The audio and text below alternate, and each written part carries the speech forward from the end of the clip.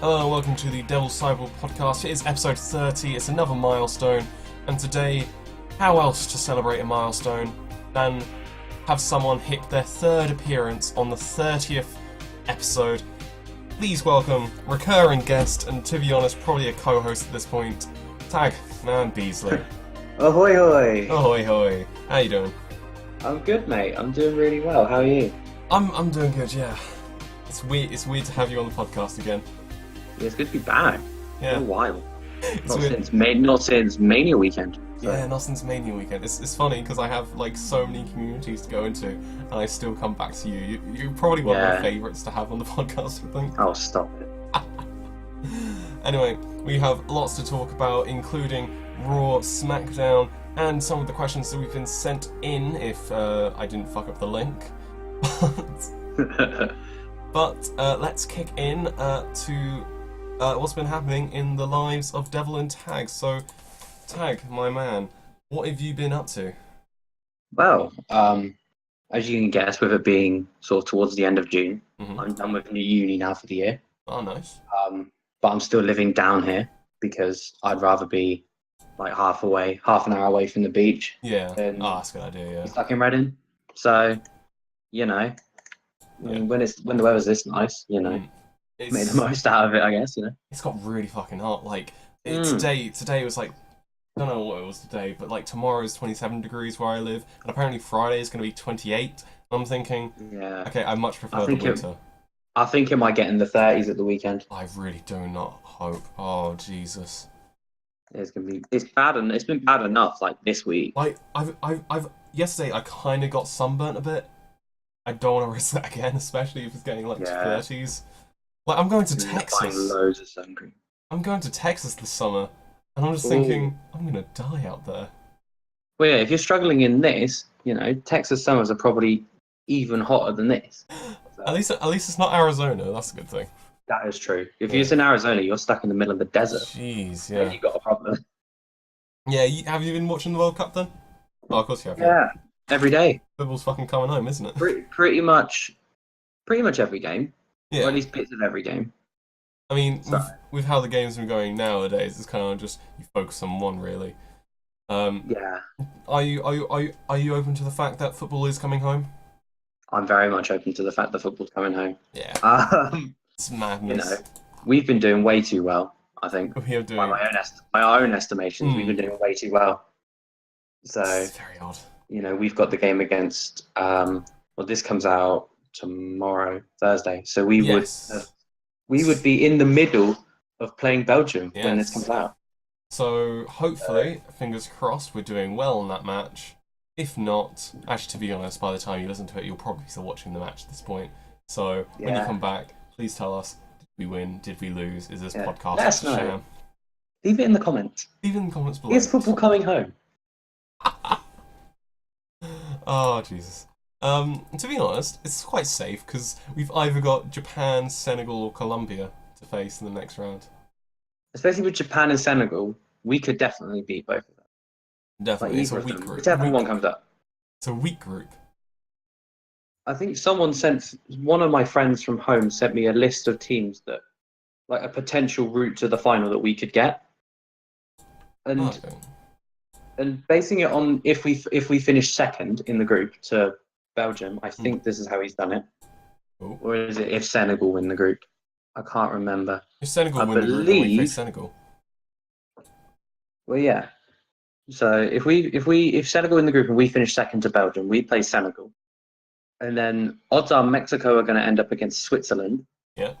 In the round of 16, so we play one of them. Oh God. Which I think we could take. We could take one of them quite easily. You've gone well. And then in the semi-final, right, you're going to get like this even better. Wait, that's semi-final. We get into the semi-final if we beat them. In the semi-final, we could get Spain, Russia, Croatia, or Denmark.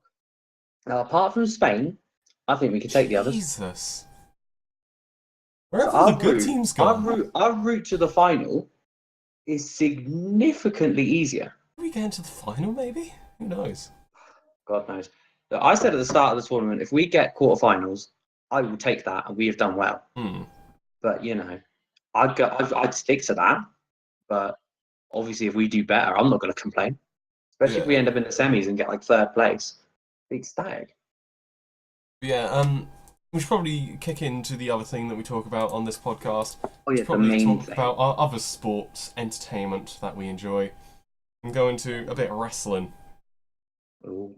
So, Raw and Smackdown happened this week, as they usually do. And yeah, do you have... Actually, let's go over Raw first, because there's one big thing that did happen on Raw. And it seems... Is this with Braun flipping his car? No, it's not Braun flipping Kevin Owens' car, even though I did enjoy that quite a bit, especially when the guy with the extinguisher just ran onto the scene just as it was panning away. That was hilarious. I'm talking about... I feel like he must have been late or something, because he came really awkward. It was like a gap, and then he just turns it with the fire extinguisher. It's the Papa Shango of extinguishers. No, it's not gone well. But I'm thinking more about the supposed Bayley turn. Ooh. Now, like, this is mad, because out of the people, you'd think, okay, Bayley and Sasha, okay, so you got one person who's a kid's favourite, hugs and, like, has inflatable tube men, and this person who in NXT was a bitch and a boss and had a feud where she was the heel against Bayley. What do we do? She was really good at that. The person who's good at being a heel or the person who's amazing at being a face? Let's make the face heel. That's what they think. I mean, it's an interesting one. I don't know. I mean, the way the fans reacted, I don't think the fans are reacting as if Bayley's a heel, because they know that Sasha's been messing her about since Elimination Chamber. I think they're just happy to see Bayley get the edge, but if it does turn into like the whole, oh, I was good, now I'm bad because someone pissed me around, it could just become a Sami Zayn, really, and I don't want it to become a Sami Zayn, because Sami Zayn was my favourite wrestler, and the whole heel turn and thing came across with it dropped him to second place.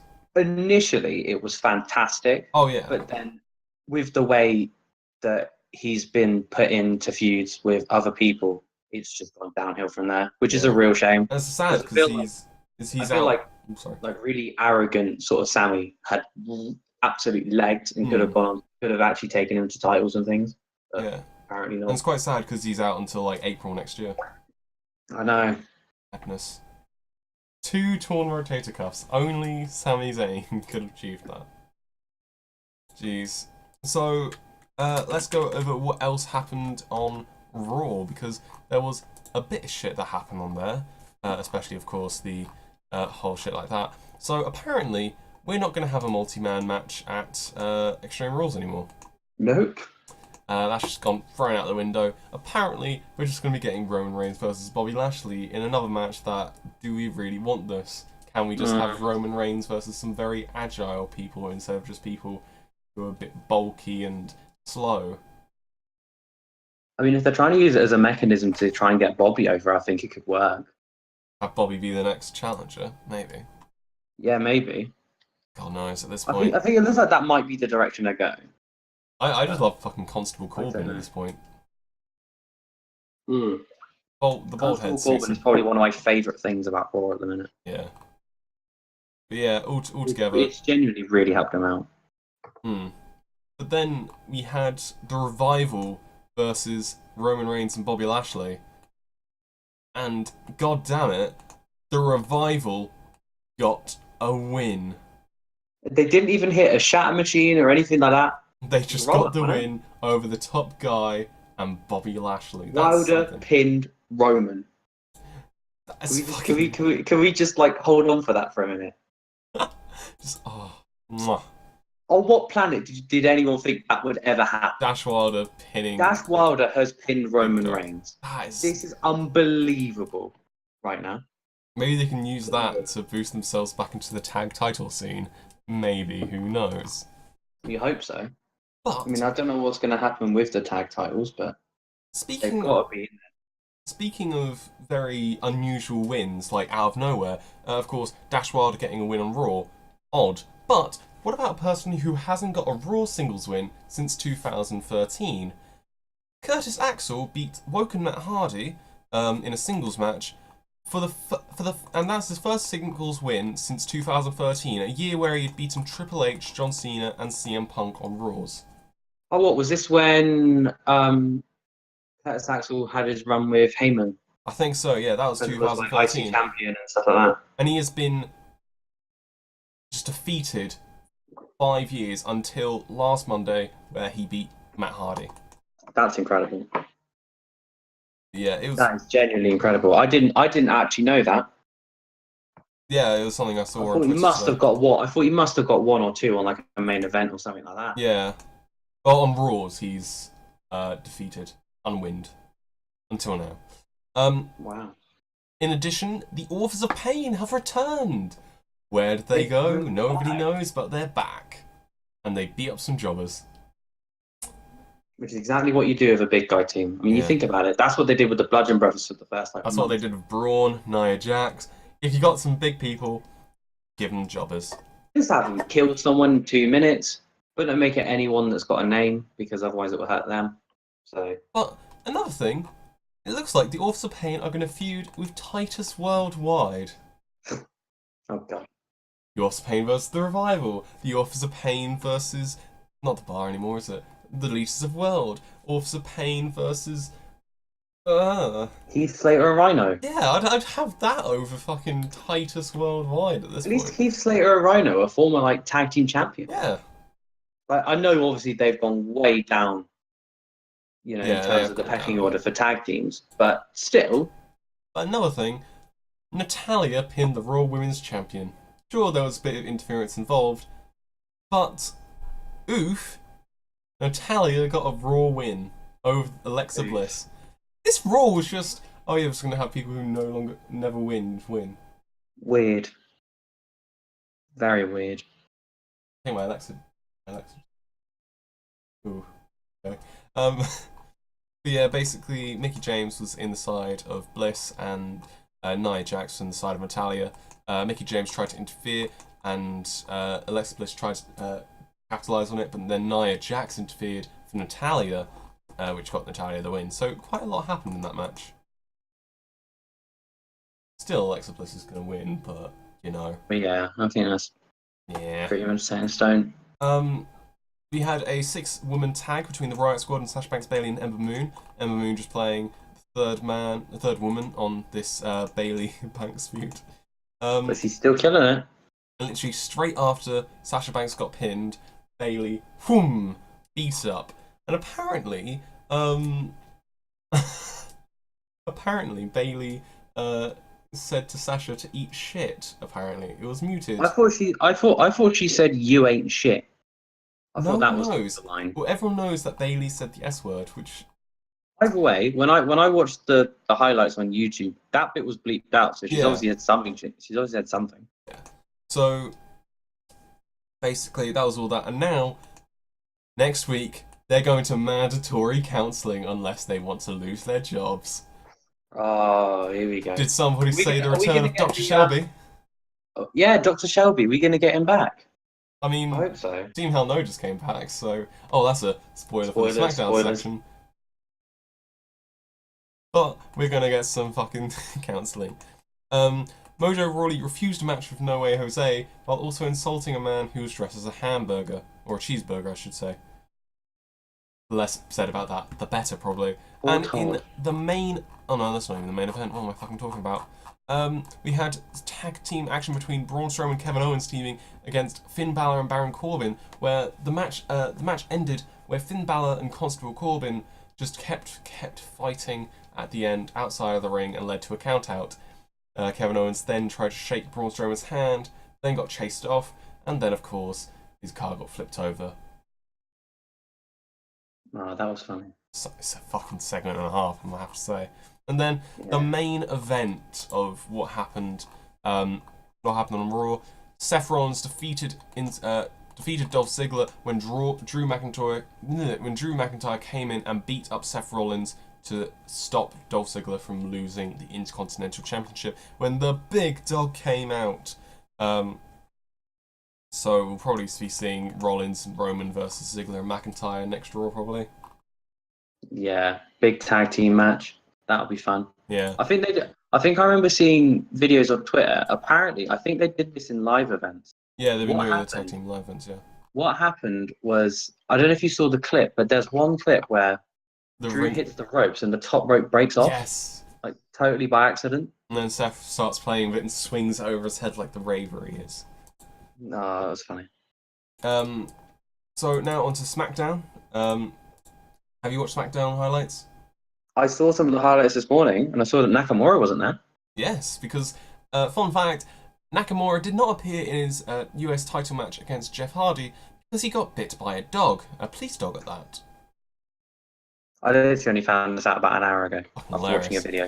But either way, Miz TV starts up, and the Bludgeon Brothers talk about what they did to Daniel Bryan last week in the Gauntlet match when Daniel Bryan comes out and challenges one of the three in the ring when Harper accepts it. So a very nice match. Luke Harper versus Daniel Bryan. It's kind of an indie man's wet dream. Would you agree? Yeah. Yeah. So that comes up later as the main event, I think. Let me check. Yeah, it's the main event, yes. But we'll get to the main event later. We had the cast of Netflix's Glow, which has season 2 coming out soon. Hashtag not spawn. Oh god, wait, what? I didn't actually watch this. I know they did a backstage segment with Naomi and Lana. I didn't watch this, but apparently the Glow people were suggesting that they should be working together instead of being rivals after an impressive performance in the dance-off 3 weeks ago. At first, Russian and Naomi both seemed hesitant, but the more they thought about it, the more they seemed to warm up to the idea, and all the ladies joined in a massive Feel the Glow chant. Are we getting a fucking Naomi and Lana tag team? Everyone was chanting Feel the Glow, and Lana's just there like, yeah, maybe. I don't know. Lana Day. That's fucking mad. Glow Day. Glow Day. Instead of Nakamura, Jeff Hardy sent out an open challenge for his US title, and he was met by Eric Young of Sanity, who came down with Sanity, but it ended in disqualification after Sanity and the Usos ran in, and it's all a bit of a hyper-fucked situation, which led to Paige coming out and being like, you fucking idiots, let's just have Jeff Hardy and the Usos versus Sanity. And do you know who win? Paige is turning into a wonderful little Teddy Long here. Like, oh, you're in a fight, tag team match, let's go. Tag team match, player. But would you think that the debuting stable on SmackDown Live would get a win over the US champion and former tag team champions? You would think so, wouldn't you? But of course not. Thank you, Road Dogg. Jeff Hardy and the Usos beat Sanity. It was the Swanton Bomb. Jesus fucking Christ. Yeah, Swantons look brutal now. They do, yeah. We had Becky Lynch versus Sonya Deville, which didn't really go to anything. Are they just building up Becky Lynch for a title challenge? I guess so. I mean, they got to find a contender for Carmella at some point. Well, apparently Asuka's still challenging Carmella at Extreme Rules. I've heard that apparently next week, James Ellsworth's going to have a match with Asuka. Exactly. James Ellsworth called out Asuka, taking off his top half, kind of getting ready to fight. However, Paige came out and was like, hey, you know Asuka isn't here, right? And then James said that all the ladies were infatuated with him, especially Paige. And Paige said, yeah, sure. You want to have a date next Tuesday? And he was like, yeah, sure. Oh, but it's not going to be a date. It's going to be a match. And it's not with me. It's with Asuka. So we're going to get Ellsworth as Asuka next week, which should be very nice. Bit of intergender, should be fun. We haven't really seen a lot of intergender wrestling on WWE in a while. Well, it's basically just Ellsworth, really. He's that much of a man, you can just do that. He's like WWE's Joey Ryan without the dick flips. Exactly. Oh god, Ellsworth dick flips. Oh. Ellsworth flips. Ellsworth flips. Tin flips. Oh wait. And finally, Team Hell No reunited after Daniel Bryan defeated Harper via disqualification. Eric Rowan stopped the match before Harper could tap to the yes lock. And as the Bludgeon Brothers were beating down Daniel Bryan, out comes Kane, who seems to switch brand every time for some reason. Comes out, and it looks like we have the Team Hell No back again. Don't know why they're not Team Hell Yes, but hey ho. I thought they'd be Team Hell Yes. But and yeah, we have them back again, and they hugged it out. So apparently, as Paige announced right at the end, they're going to challenge the Bludgeon Brothers at Extreme Rules. Yes, we are having a SmackDown Tag Team title. So the Bludgeon Brothers are winning. Yes, mad. Very good. Anyway, next up, with all the WWE shit down, I'm just going to quickly go through some of the album stuff. I've only done 2 this week because the second album I'm about to explain was really difficult to get through, and somehow it took me like half a week, so please don't mind. So first up, I'd like to talk about the new Panic Disco album, Pray for the Wicked, which was released last Friday, literally, this was like quite far down on my list, but I was like, oh, it's coming out today, I have to kind of listen to it, you know? So I kind of skipped a lot of albums just to listen to this one. It's really a fucking masterpiece. It's kind of the music of like the Roaring Twenties, which is one of the song titles as well. It was a pun. Mixed kind of like electronic and modern, so it's kind of like 20s music and like what could be 2020s music. I don't know. I guess. There's one song called The Overpass in it, which is like basically like a clear mix of drum and bass, but it's also big band as well, which I really, really like. That sounds like a really good mix, actually. Yeah, and it's headlined by the singles Say Amen Saturday Night, Fuck a Silver Lining, High Hopes, and also their new single, which they released on the day, is Hey Look Ma, I Made It.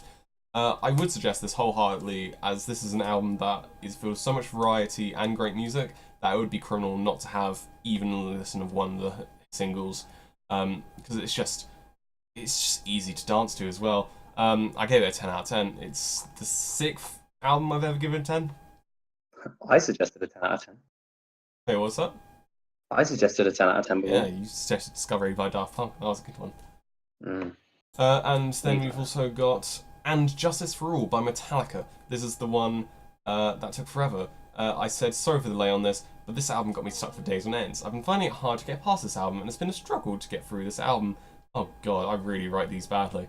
As I'm typing this, I'm still trying to listen, as I feel this might be a did not finish album. I mean, who has 1 hour and 5 minutes with 9 songs? Amazingly, an advert for a hip-hop single woke me up that more than a Metallica album.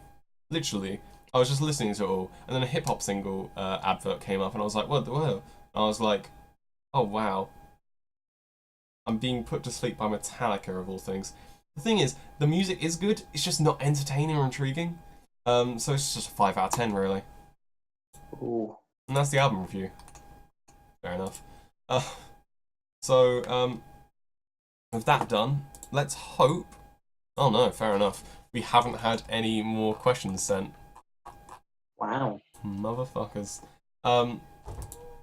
We should probably just go through the ones we have right now, and maybe think of something to do. Yeah. I like to improvise on this podcast, to be fair. So, without further ado, let's get to the first question that we have. And the first question is, what are your thoughts on the UK WWE thing that's happening, and would you go? You know what, Tag, you can go first with your opinion. Right. I really like the idea. Mm-hmm. Obviously, this is something that they've been looking to do for a while, and now they actually have dates, which is exciting. I don't think I'd go to any dates for tapings, but I will definitely watch it when it comes out on the network. Why wouldn't you go to any of the dates? I don't know. I feel like I've had this with like WWE before. I feel like when they put out tickets in there, especially with their UK stuff, they're really expensive. So I feel like I couldn't, being on a student budget and that, I feel like I wouldn't really be able to afford to get tickets to go. Yeah, of course. Because they do their cheapest tickets at like 50 quid, and it's like I can't really afford that. Yeah. So I'd rather just watch the polished product with commentary when it comes out. So see, in my opinion, I don't like it really. I know it's like nice to see like them expanding into like the British scene, but it is ruining the British scene. Like, progress hasn't been good since WWE came in. I mean, I think it gives the British indie guys a bigger platform, because obviously you're introducing them to a huge audience that they wouldn't. It does, not but that they wouldn't have got before. It does, but it's the fact that they're going, like, some of them have been signed to like WWE contracts and just not being used. Yeah. I Um, mean, I know you didn't. Well, I know you didn't yeah, watch the UK I tournament, am watching UK tournament but mainly because I don't have the network anymore. Um, but when on the second night, Adam Cole had his match against Wolfgang. Wolfgang, you remember Wolfgang from the yes, I first remember tournament Wolfgang. and stuff. Literally came out, no reaction at all, Jesus just complete Christ. silence, almost like complete silence. And I was like, oh wait, him again? He's still about. Yeah, And it's the I, fact I always forgot that he was a thing. it's the So fact the whole delay of it has made the UK thing feel unspecial, and the whole thing about the date of putting it on the same night as an England World Cup day, stupid. The if fact, they'd done it, if they'd announced the UK brand last year, well, the whole UK thing was hot, especially coming straight out of Takeover Chicago, where Dunn and Bate had that amazing match for the yeah, UK title.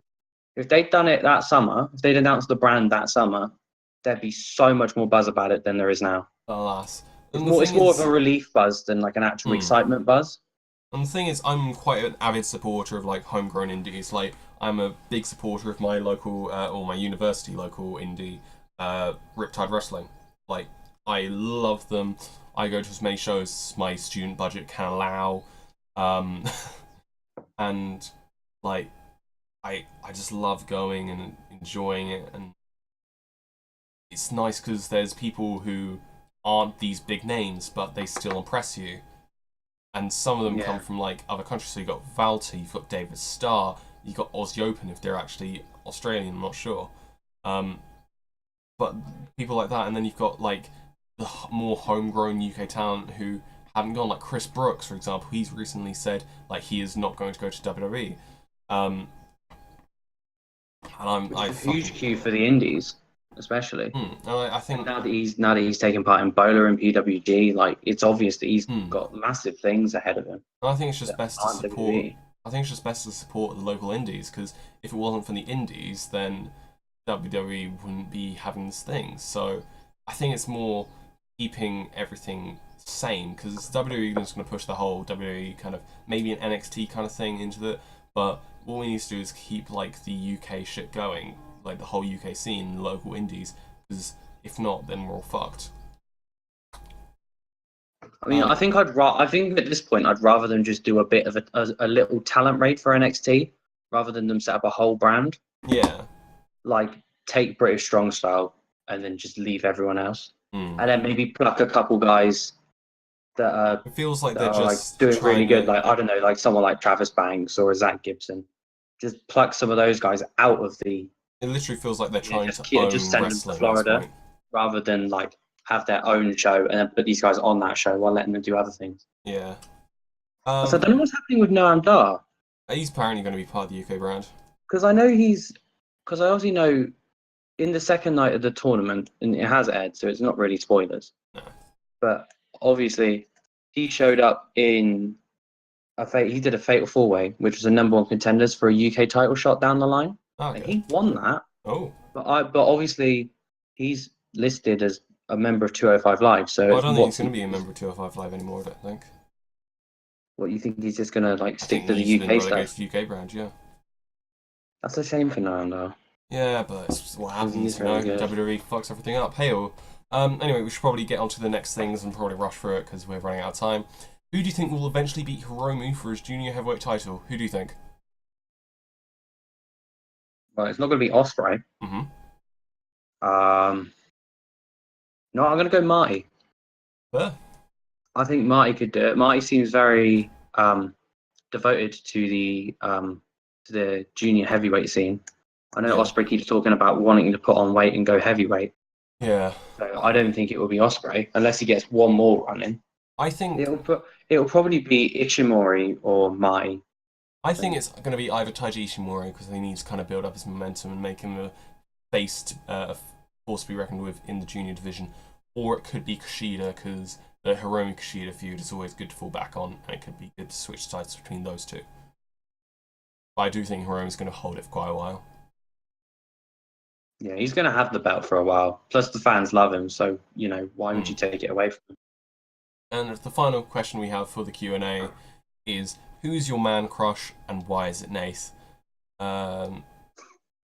I Okay, well, it's not Nath. It's not for a Nath. start. Who's my man crush? Who's your man crush? I mean, my man crush is probably Yoshihashi, but My man crush? I'd probably say Tom Hardy. ooh, that's actually a really good man crush. He's a very handsome chap, That's some taste. and ooh. I like his movies, so Yeah. you can't really go wrong there. Anyway, that has been all the time we have for on the podcast. Thank you so much for joining me back on the podcast on the 30th, the 30th week of me podcasting. No worries. Anytime.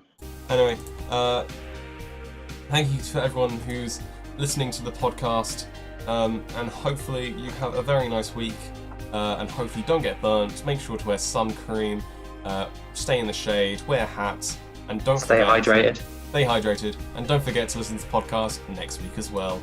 From me and Tag, would you like to say your goodbyes? Cheerio. Cheerio to you as well. Bye!